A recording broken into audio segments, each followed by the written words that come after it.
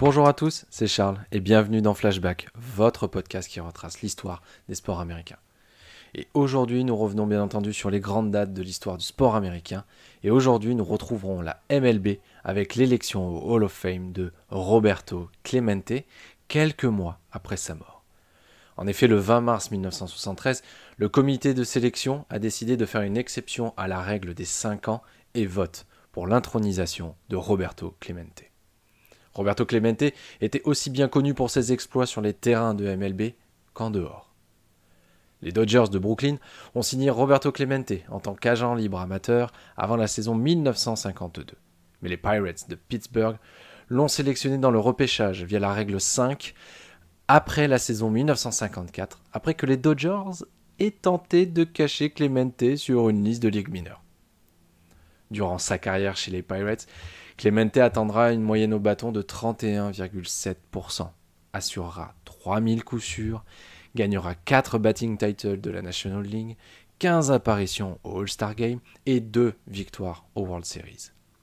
Doté d'un bras incroyable, il remportera 12 Gold Gloves, soit le plus grand nombre à égalité avec une autre légende de la MLB, Willie Mays.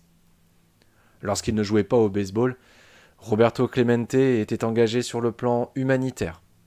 Mais en 1972, cet engagement tournera au drame. Le Nicaragua est alors durement frappé par des tremblements de terre. Et le grand cœur de Roberto Clemente le pousse à vouloir apporter son aide sur place. Malheureusement, son avion s'écrasera le 31 décembre 1972 et son corps ne sera jamais retrouvé. Il sera alors déclaré mort à l'âge de 38 ans. Après sa mort, des écoles, des parcs ou des terrains de baseball seront renommés en son nom.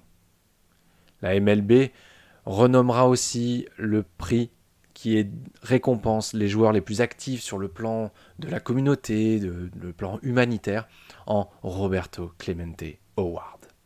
Et quelque temps après sa mort, la Baseball Writers Association of America décide de ne pas suivre la règle établie des 5 ans avant qu'un joueur ne soit éligible au Hall of Fame et intronise officiellement Roberto Clemente au panthéon des joueurs de baseball dans une élection qui était, pour ainsi dire, vraiment spéciale. Il devient ainsi le premier latino-américain élu au Hall of Fame. Roberto Clemente restera connu comme le Great One. J'espère que cet épisode vous a plu et on se retrouve dès demain pour un nouvel épisode de Flashback.